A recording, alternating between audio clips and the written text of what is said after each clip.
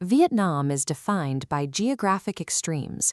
It is a country stretched thin, hugging a long coastline that makes rapid transit from north to south difficult to manage over land. Because of that geography, the country relies heavily on domestic flights. But current passenger aviation demand is scaling so aggressively it threatens to overwhelm the existing infrastructure.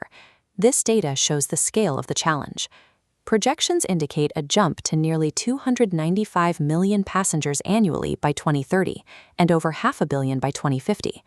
To prevent gridlock, the Prime Minister signed Decision 648. This is the central policy document locking in the nation's aviation architecture through 2030, with a roadmap reaching to 2050. Managing 500 million passengers requires a rigid, top-down national master plan rather than a localized, decentralized approach to airport construction. The government has formally adopted a hub-and-spoke model as its primary strategy. This is a legal mandate. The text specifically dictates a Mo Hen Chuk Nan, the hub-and-spoke topology, establishing two primary nodes at Hanoi and Ho Chi Minh City. In a hub-and-spoke system, efficiency is gained through concentration. This requires the state to prioritize massive capital allocation into these two primary nodes to serve as the conduits for the rest of the country. We are going to deconstruct the exact topology, the capital expenditure, and the land use strategies for this 30-plus airport network. Decision 648 is a calculated economic strategy designed to prevent the collapse of national infrastructure. We start by mapping the foundational anchors. The entire network rests on these two primary nodes in the north and the south. Aviation standards classify these facilities as ICAO 4F and 4E. They are engineered to handle the largest, heaviest aircraft in the global fleet and process immense passenger volumes. The northern hub, Noi Bai, is allocated 60 million passengers, requiring nearly 97 trillion VND. In the south, Tan Son Nhat and Long Tung combine for a 75 million capacity, drawing roughly 121 trillion VND. Greenfield projects at this scale have immense footprints.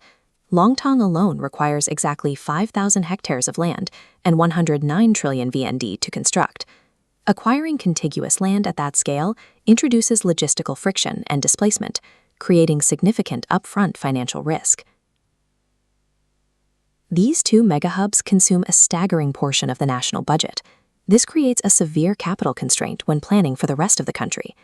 To capture high-yield tourist and business traffic, the network connects the twin hubs to 12 secondary international airports.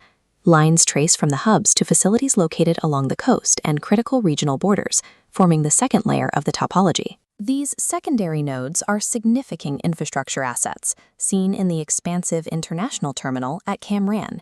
The capital expenditure to build out this 14-airport international tier totals nearly 355 trillion VND. That single figure absorbs the vast majority of the total allocated budget for the national network. With the majority of capital directed to the international tier, the state must find a way to fund the 16 domestic airports required for the network. Traditional greenfield development for the rest of the country is mathematically difficult. The state must pivot to a different, more cost-effective developmental model. The policy solution relies on civil-military integration, utilizing existing assets for dual-use infrastructure. By utilizing military air bases, the state avoids new land acquisition costs and uses foundations and runways that are already in place. The 2030 plan identifies two primary targets for this conversion, Bien Hoa and Thanh Son. Activating these military assets within the topology allows the domestic map to be populated quickly. The data shows the efficiency of this strategy. Bien Hoa requires roughly 6.6 trillion VND to adapt, and Thanh Son requires just 5.3 trillion. This strategy allows the government to add 39.5 million passengers of domestic capacity for a fraction of the cost of a new international hub. By 2050, the master plan completes the network at 33 airports, adding 3 final nodes, including a second facility for the Hanoi capital region. Dual-use infrastructure integration is a critical strategy for achieving high network density while managing the risk of a sovereign debt crisis. This is the finalized 33-airport network projected to exist in 2050. The complex topology and capital expenditures are all engineered to satisfy one specific spatial metric, a 100-kilometer accessibility radius.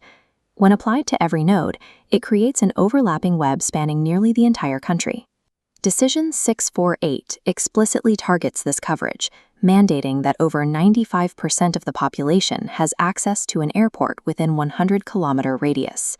This 100-kilometer radius metric transforms aviation into a baseline national logistics utility, integrating remote populations directly into the global economy. However, realizing this 33-airport vision carries a final price tag of over 600 trillion VND. The state budget alone cannot absorb this amount, meaning the master plan is vulnerable to funding shortfalls. To bridge the gap, the government intends to maximize private investment through public-private partnerships. If these mechanisms fail to attract private capital, the secondary spokes of the network will break, leading to gridlock at the primary hubs. While Vietnam's aviation architecture is locked in by Decision 648, its realization hinges on execution and the mobilization of global capital.